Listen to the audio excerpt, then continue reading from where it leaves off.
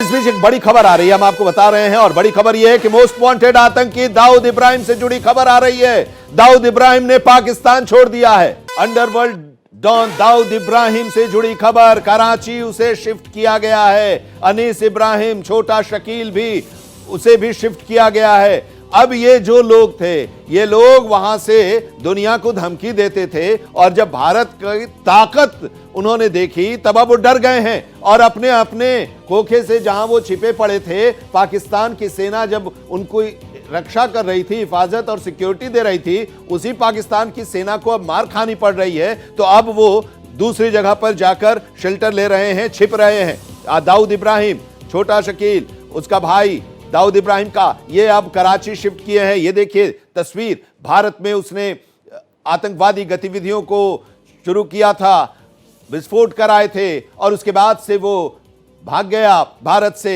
और पाकिस्तान में जाकर उसने शरण ली। पाकिस्तान उसको सुरक्षा दे रहा है। पाकिस्तान के आतंकवादी और पाकिस्तान की सेना जो है, जो आतंकियों के साथ मिली हुई है, वो उसको शरण दी हुई है और सुरक्षा दी हुई है। अब वो भी छिपने लगा है। अनीस इब्राहिम और छोटा शकील और दाऊद इब्राहिम कराची शिफ्ट किए गए। जो जानकारी मिल रही है, हमारे साथ Mitali Chandola, editor crime and investigation, हमारे साथ जुड़ी हुई हैं। क्या जानकारी मिल रही है मिताली?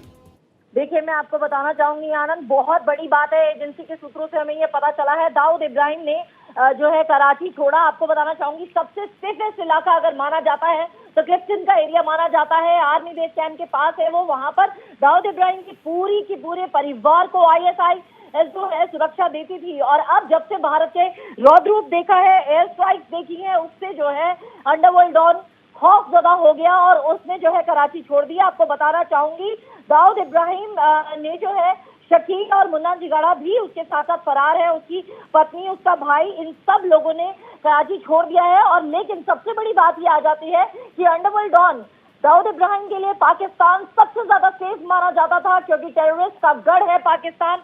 दाऊद इब्राहिम एक डेजिग्नेटेड इंटरनेशनल टेररिस्ट है, और इंटरपोल के द्वारा अगर मैं बात करूं, या भारत की जो है राष्ट्रीय नेशनल इन्वेस्टिगेटिव एजेंसी, इन लोगों ने जो है ऑलरेडी इसके ऊपर जांच तेज करी हुई है। जितने भी इसके फर्जी पासपोर्ट है और जितने भी इसके परिवार के जितने भी फर्जी पासपोर्ट और चीजें हैं, वो सारी की सारी इंटरपोल के रिकॉर्ड में है। अभी दाऊद के लिए धरती छोटी पड़ रही है। अब वो चाहे तो जाए कहा, अगर किसी थर्ड कंट्री में जाकर भी ये पनाह लेता है तो भी इसके ऊपर इंटरपोल का और भारतीय एजेंसियों का शिकंजा कसा जाएगा। तो अब सबसे बड़ी बात यह है कि जिस तरीके से जवाबी कार्रवाई हो रही है हिंदुस्तान की, उससे पाकिस्तान भी खौफजदा है, और दाऊद इब्राहिम ने कराची छोड़ा, इस वक्त की सबसे बड़ी खबर है ये। मिताली, आपके सूत्रों के जरिए क्या जानकारी मिल रही है? क्या ये पाकिस्तान के दूसरे शहर में कहीं छिप कर रहना चाह रहा है, या पाकिस्तान से बाहर किसी दूसरे शरण में जाकर वहां पर शरण लेकर छिपने की कोशिश में है?